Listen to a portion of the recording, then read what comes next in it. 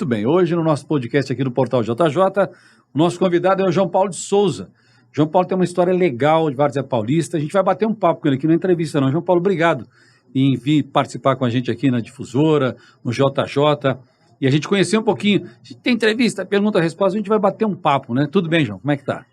Itamar, obrigado aqui pela oportunidade. Agradeço aqui a oportunidade, né, repetindo, né, de estar aqui com vocês aqui, é sempre uma alegria. Rapaz, JJ é uma casa. Rapaz, deixa eu dizer uma coisa, o que acontece? O João Paulo é secretário, era chefe de governo, aí virou secretário de saúde, mas antes de chegar no presente, tem uma carreira, tem uma história. Como é que começou tudo isso? Como é que você entrou na política, Como é que foi essa... Eu tive, Itamar, 14 anos de iniciativa privada. Trabalhei na KSB Bombas lá como aprendiz do Senai, trabalhei em São Paulo, depois trabalhei em Cajamar, trabalhei muito com Petrobras, viajei pelo país, conheci algumas refinarias finalizadas, refinarias em fase de obra. E aí, lá em 2015, o Miguel Haddad e o Luiz Fernando Machado me convidaram para entrar para a política. Até João, então você nem imaginava, você estava tocando a tua vida ali. Estava seguindo, cursando engenharia mecânica, né? Caramba. E aí, eu sempre gostei dos bastidores da política, acompanhava lá também o Tico, que é um amigo de longa data.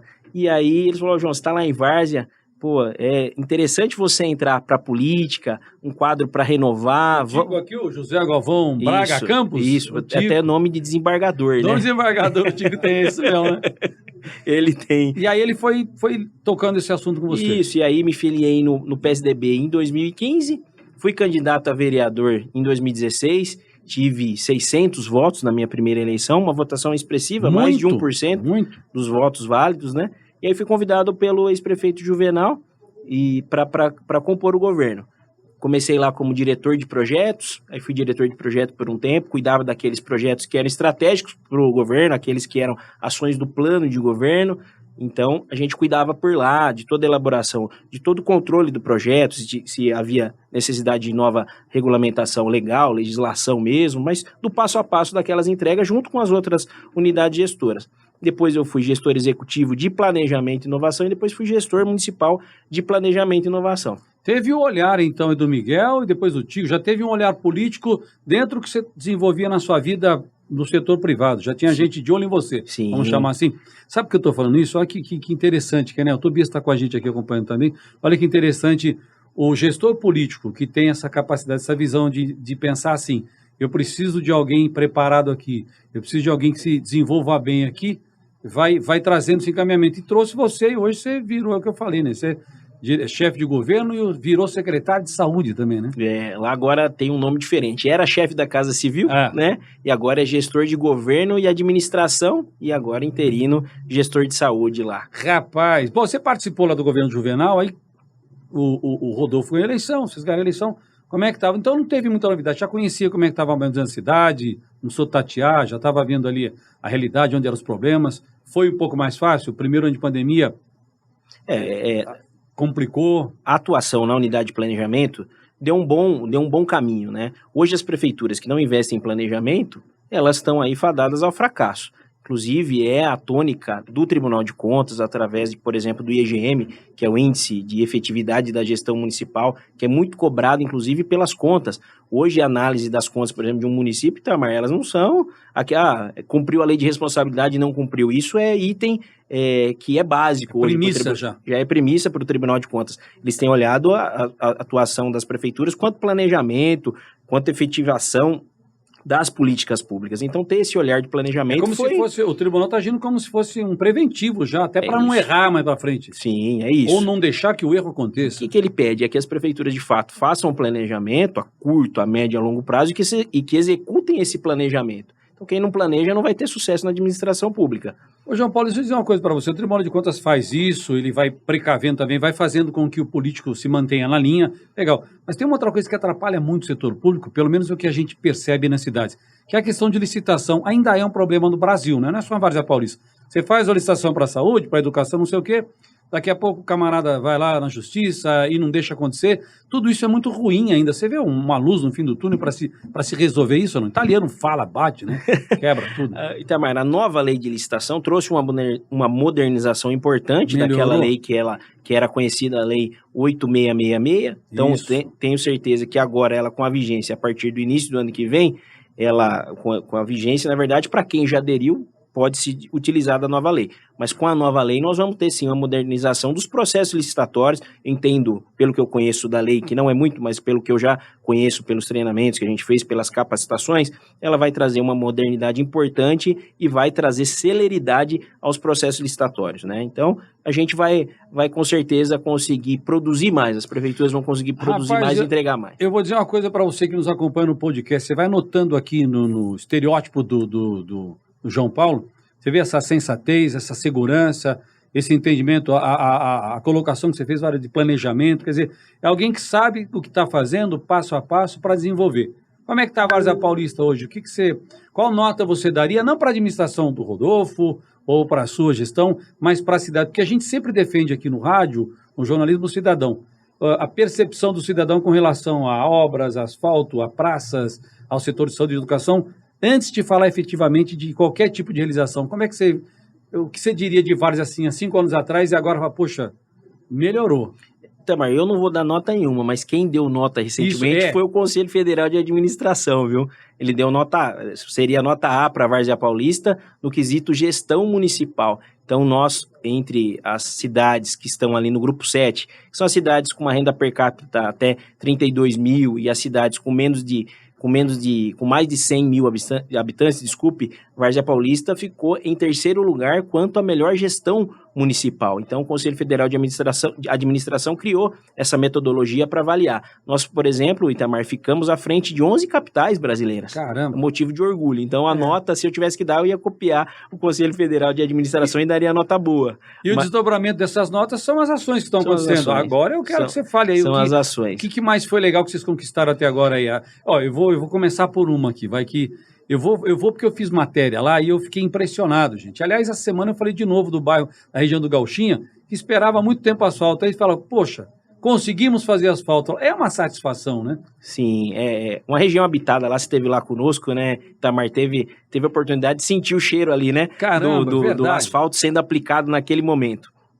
Para os moradores é algo de muita felicidade, para a administração também, são mais de 40 anos que aquela região era habitada e não tinha esse tipo de recurso, esse tipo de política pública entregue para eles. Então é algo que Várzea Paulista vem avançando e vem colocando à disposição sempre uma melhor política pública para todos eles. Além do Gauchinho ali, tem questão de recapeamento e asfalto em outras regiões. Isso vem acontecendo também. Vocês vão fazendo isso concomitantemente nas regiões, não? Ali é novo asfalto, né? Então é um pavimento novo, é uma região que tinha rua de terra e agora tem asfalto. Nós temos investido ao longo do tempo com a recuperação da malha asfáltica da cidade. Então tem recap por diversos bairros da cidade. A gente naquela região leste também tivemos lá o recap de toda a Avenida Duque de Caxias, um importante eixo de escoamento da produção, entrada também de itens para serem produzidos na cidade. Acho que a gente tem avançado muito bem nesse quesito, né? E assim, só complementando, que eu acabei não respondendo completamente a sua última pergunta. A Várzea Paulista herdou lá atrás, né, quando a gente pegar lá, quando o Juvenal Rossi e o prefeito, professor Rodolfo, que era o vice dele, herdaram a cidade lá em janeiro de 2013, talvez seja repetitivo, mas era lixo na porta. Era lixo eu acho que mais de 90 milhões, era isso não? Mais de 90 milhões de dívida. E a cidade sem uma condição de poder fazer as suas aquisições básicas, seja na área da saúde, seja na área da educação. Então, houve um trabalho muito intenso no sentido de equilibrar as contas. Hoje, Várzea Paulista tem capacidade de pagamento A, que é uma avaliação do Tesouro Nacional. Então, olha, não é questão de ser repetitivo não, viu, João Paulo? Eu vou dizer o seguinte para você. Tem que ser dito sim, as pessoas não podem esquecer. Eu me lembro muito bem que fiz matéria na época lá, literalmente, o João não está errado, não. Lixo na porta da prefeitura, não se pagava a prestadora de serviço da época, não me lembro, não é isso que veio ao caso, mas eram lixo e outras prestadoras. E o que aconteceu? Como é que se administra a cidade com 90 milhões de dívida, né? Isso foi conseguindo se sanar. Hoje tem como é que chama a nota? A nota do CAPAG, capacidade de pagamento. A capacidade de pagamento hoje é de excelência A. A nota máxima. Tá. Vai um outro destaque, a gente falou de asfalto, praças, iluminação. Eu vou enrolar um pouquinho para chegar na saúde, porque eu sei que a saúde é a menina dos olhos, não é não? É isso aí. Através da nossa unidade lá de gestora de infraestrutura urbana e obras, através de um programa que o nosso prefeito, professor Rodolfo, colocou, que é o Vivo Várzea, tem sido revitalizadas praças. Por exemplo, nós vamos ter a entrega do Parque do Bertioga, lá na região oeste da cidade. Nós temos o Parque da Família, que iniciou as suas obras agora recentemente. A Várzea Paulista hoje está tendo opção das pessoas não se deslocarem para a região para poder ter as suas opções de entretenimento. Ela está conseguindo ficar o final de semana, os feriados lá no município e poder conviver e ter as melhores opções para usufruir. Entretenimento e serviços, que tem até poupa-tempo agora, né, meu amigo? Tem lá no shopping lá. São duas coisas muito importantes, são dois serviços muito importantes que foram entregues para a população no ano passado. Poupa-tempo, investimento também muito importante da prefeitura. A prefeitura coloca lá quase R$400 mil por ano para ter esse posto funcionando lá à disposição da prefeitura. É o serviço mais bem avaliado do estado de São Paulo. É importante dizer que o pessoal tem isso lá à sua disposição. E o Corpo de Bombeiros, né? Corpo de Bombeiros, é isso aí. Que é um investimento de quase R$500 mil por ano para manutenção da frota, para custeio das refeições dos militares que lá estão, para toda a questão de combustível e toda a infraestrutura que lá está entregue para esse Corpo de Bombeiros. É um investimento importante e que fez com que Várzea Paulista também pudesse crescer. Nós, nos últimos anos, nós tivemos a abertura de mais de 2.000 CNPJs. Claro que quando você tem um Corpo de Bombeiros, você tem uma cidade melhor estruturada, a gente tem uma condição de trazer comércio fortalecido, as empresas fortalecidas, e isso tem sido feito. Foram mais aí de 5 mil empregos ofertados através do PAT. Várzea Paulista, eu até brinco às vezes com o Parimós, que é o gestor de governo e administração aqui de Jundiaí, né? Falou, olha, quase que Várzea Paulista ficou à frente de Jundiaí na geração de emprego, mas aí veio o último dado do CAGED e Jundiaí virou. Mas Várzea Paulista estava muito bem nesse quesito, mas claro que tá lá, tá sempre bem equilibrada nessa condição. Não deixa de ser uma competição muito saudável, né, para o cidadão, inclusive. Agora, fala para mim do passo a passo aí, o professor Rodolfo, sempre muito tranquilo, muito simpático, sempre sorridente, a satisfação. Eu me lembro aí, eu vou falar resumidamente, você vai contar. Era primeiro o terreno, depois a aprovação de projeto, aí começa a construção. Essa construção do novo hospital era um desafio, vocês encararam isso de frente, com planejamento, e está acontecendo. Para quem duvidou, quem não gosta, eu sempre falo isso, inclusive no WhatsApp, tem gente que só enche o saco, só reclama, nada tá bom, fala que não vai acontecer, esquece isso, agora é fato, está acontecendo.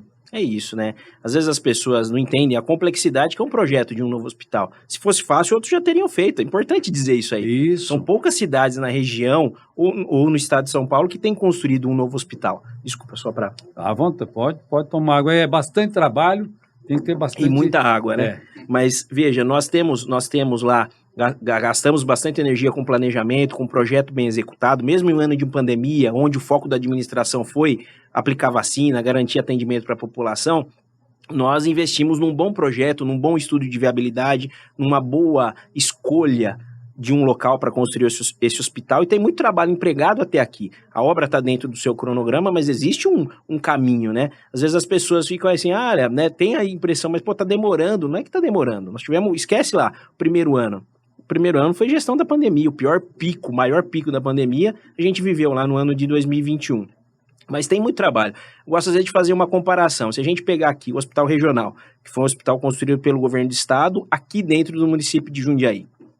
Nós temos ali a desapropriação do prédio entre 2008 e 2009, lá pelo Arifossen. Olha, saudoso Arifossen. Aí a obra começou lá em 2012 para ser entregue em 2014. Se a gente pegar o Albert Einstein, ele levou 16 anos para ficar pronto. Esses dados vão dando um comparativo. É isso, porque às vezes os caras gostam de alfinetar, falam, não, mas prometeu o hospital e tá aí, não sei o que tem. Gente, né, não tem, não é uma política de governo, é uma política de Estado. O hospital vai ficar, ele foi planejado para pensar no futuro da cidade e ele vai ser entregue para a população com uma condição dele funcionar por muito tempo. A gente está aí em 2023... O que a gente pode esperar dentro desse planejamento, a gente sabe que tem aí qualquer tipo de imprevisto, intempéries, legislação acho que não vai ter mais, né? Acho que está tudo dentro do que está já pré-estabelecido, mas o que pode se esperar aí no final de 2023, metade de 2024, já dá para ter uma ideia desse planejamento? A obra em si, né, está dentro do seu cronograma, ela é uma obra de 24 meses. Tá. Então nós tivemos o início dela entre dezembro e janeiro do ano passado, e ela vai ser concluída em dezembro do ano que vem. Opa! A obra do hospital, que foi aquilo que o prefeito prometeu. E, obviamente, que ele tem cobrado muito, viu? Itamar. Ele é muito ansioso também pela obra do hospital. Desde o primeiro dia ele tem cobrado para que a gente tenha todas as ações que foram tomadas, que são muito importantes para que a gente entregue, e ele quer que a gente dê um prazo menor do que aquele que já foi apresentado para entregar para a população efetivamente. Então até proibido de dizer prazo, porque ele falou, João, tem que repactuar isso, nós temos que trazer esses prazos para frente para poder entregar o hospital para a população. Mas Varziópolis pode ficar tranquila. Sim. Obra bem planejada, obra bem executada, projeto bom, funcional, adequado, um projeto que vai atender a sua necessidade, e Várzea Paulista vai ter essa política de Estado à sua disposição para poder atuar aí junto com a região, né, que política sem a saúde sem essa junção política e essa regionalização, ela não acabou correndo. O prefeito já conversou aí com o Luiz Fernando Machado, conversou lá com o doutor Luiz Braz, para que a gente crie uma condição de atender a população de maneira regional. Não adianta, vamos ter tudo lá, nós vamos ter. O hospital está preparado para isso. Média e alta complexidade. Esse diálogo entre os prefeitos era a minha próxima colocação. É fundamental, é importante para dar uma descentralizada, ver como vai atender. Isso vai acomodando as populações, porque a gente ficava tudo centralizado aqui em Jundiaí. Aí você tem Várzea, lá o Luiz Braz colocou lá mais 10 UTIs, acho que no plano de governo. Conseguiu ajudou Jarinu, Várzea, Campo Limpo. Quer dizer, tudo isso é uma visão sistêmica do gestor público. Me parece, deixa eu dizer uma coisa para você, você é jovem, João, você é jovem, pode falar isso. Parece que no passado não tinha isso que está acontecendo. Eu vejo muito mais efetividade nos últimos 2 anos e meio, 3 anos de administração. Não sei se demorava mais ou faltava expertise. Você sente essa diferença ou eu sou muito crítico? Eu também noto isso. Eu acho que as cidades de toda a nossa região avançaram muito. Acho que é muito importante quando o político tem essa noção, e isso nosso prefeito tem. Ele foi eleito não só para aqueles que votaram nele, mas também para aqueles que não votaram. Então a gente tem que pensar nas políticas públicas, em construir aquilo que o povo precisa. E não ficar aqui, olha, o político da região lá não é meu parceiro de alinhamento político, é outro partido, eu não vou trabalhar. Né? Não pode, né? Tem que trabalhar junto, né? E o setor da educação? Deram reformas de escolas, eu estou sabendo de alguma coisa nesse sentido também importante. Valorização do servidor público. Nós temos lá, né, quanto à valorização do nosso servidor público, todos os servidores que tinham as suas progressões lá por receber, o prefeito professor Rodolfo realizou o pagamento das suas progressões. Então, algo muito importante, algo que era direito deles e que era um dever nosso, mas que o prefeito cumpriu. Nós temos lá a Escola do Futuro, são reformas de 14 escolas que já estão ocorrendo, e também toda uma questão de apoio pedagógico, entrega de tablet, entrega de uniforme, entrega de material pedagógico totalmente adequado para a realidade, né, que nós vivemos pós-pandemia, porque a educação também sofreu muito. A gente nota aí o IDEB de todas as cidades, né? Houve uma regressão, mas obviamente, porque as crianças tiveram que ficar em casa, muitas prefeituras como Várzea Paulista conseguiram adequar para o ensino híbrido através de plataforma, mas não tem a mesma performance. Então a educação está aí preparada para poder recuperar esse atraso que houve na pandemia, através dessas escolas melhores, adequadas e com material pedagógico também adequado. Eu costumo dizer que a educação está bem encaminhada. Deixa eu dizer o seguinte para você, João Paulo. A gente pode imaginar aí que a nave está no ar, né? A aeronave está no ar, é um jato executivo de primeira linha, está traçado o destino, tem saúde financeira, tem planejamento. Você vê aí mais 1 ano e meio de governo, com tranquilidade nessas realizações, tranquilidade entre aspas, a gente sabe que é sempre um grande desafio, mas está tudo muito bem alinhado, tudo muito bem alinhavado, a consciência do prefeito, a cobrança do prefeito junto aos gestores, servidores envolvidos, tudo isso muda a realidade da cidade, quem ganha é o povo. A nave está bem, a aeronave está bem encaminhada aí? Eu acho que está sim, está no caminho certo. Importante fazer um registro também, quando o poder legislativo, ele trabalha em conjunto com o executivo, né? Nós temos uma Câmara totalmente comprometida com aquelas políticas que foram aquelas aprovadas pelo povo através de um plano de governo e são muito parceiros para executar tudo isso. Então a Câmara tem sido uma grande parceira do prefeito, todos os vereadores são grandes parceiros do prefeito para executar aquilo que é importante. Claro que eles cobram, claro que eles fiscalizam, estão lá diariamente acompanhando todos os atos, a gestão também é uma gestão de muito diálogo, de muita transparência. O que eles querem saber, eu falo, gente, só vem aqui, a gente chama o gestor, portas já pega abertas. Aqui o projeto, vamos ver qual é a dúvida, a gente está à disposição, mas eles têm sido extremamente parceiros, não fica aquela politicagem, né, que a gente já viu por aí, viu até em Várzea Paulista também, né, Itamar, aquele do quanto pior, melhor. Então, Várzea Paulista hoje tem tido uma atuação do quanto melhor, melhor. Então tem que fazer esse registro e esse agradecimento. Esse avanço na gestão pública na cidade se refere, você colocou muito bem, esse entendimento entre executivo e legislativo, a consciência de cada um no seu papel em prol ao cidadão, porque esse é o objetivo principal da eleição, né? As pessoas elegem um novo prefeito, novos vereadores, que elas pensam assim, preciso melhorar a minha vida, preciso melhorar a saúde, preciso melhorar o transporte, a educação. E quando isso começa a acontecer, e eu repito, a gente vê nos últimos anos uma melhora muito grande, significativa na nossa região metropolitana. Até esse conceito de região metropolitana, recentemente o Luiz Fernando foi reeleito, né? O presidente aí. E o Rodolfo vice. E o Rodolfo vice está lá. Nessa até esse conceito, ele é importante não só para a gestão, mas para o cidadão também entender. Os prefeitos estão alinhados, os vereadores, está todo mundo querendo que melhora, né? Não pode ficar em período de gestão, briguinha política, não cabe mais, né? Agora é inteligência, efetividade. Você quer acrescentar mais alguma coisa que você queira, ficar à vontade para falar de várzea, de obra? Estamos aqui para a gente finalizar. Eu estou à disposição, Itamar. Se quiser entrar no conceito saúde aí, a gente está lá. Além do hospital, o que acontece aí no sistema público de saúde? O que mais foi feito? Só falando do hospital, a gente acabou não detalhando, né? Mas na questão do cronograma, nós estamos com as obras em dia, o cronograma dentro daquilo que foi o pactuado no processo licitatório, como o cronograma daquilo que se iniciou lá entre dezembro e janeiro desse ano. Nós estamos agora montando os pré-moldados. Então, acabou toda a parte de fundação e agora está sendo montados os pré-moldados. Em 30 dias, Várzea Paulista vai ver toda aquela estrutura. As vigas lá colocadas. Todas as vigas, todas as lajes, todas as colunas. As lajes também. As lajes também, até a escada é pré-moldada. E tem, obviamente, também um hospital tem os seus elevadores. Então, a população vai ver muito depressa aquele esqueleto, né? Não tinha uma obra daquele tamanho naquele terreno, de repente ela vê toda a estrutura montada. É bacana tá caminhando bem. É bacana que o pessoal de Várzea passa por lá, vai ver isso, o pessoal de Campo Limpo vê, de Jarinu vê, de Jundiaí vê, olha, tá vindo do hospital aí, acabou, não tem conversa, que bacana, hein? Isso, né? E aí depois vem o grosso da coisa, né? Que é o acabamento. Acabamento. Que é demorado, né? E o funcionamento depois é a etapa final, é manter essa estrutura, tudo isso funcionando, né? Sim. Você já tem previsão disso também, não? Nós temos lá, Itamar, como eu disse aqui no início, nós temos um estudo de viabilidade que definiu os passos que a gente precisaria dar e a demanda que a gente precisaria atender. E é isso que o prefeito pediu para que a gente fizesse uma revisão quanto à entrega efetiva do hospital. Aquilo que a gente vai entregar para a população quanto a funcionamento, equipamentos, todo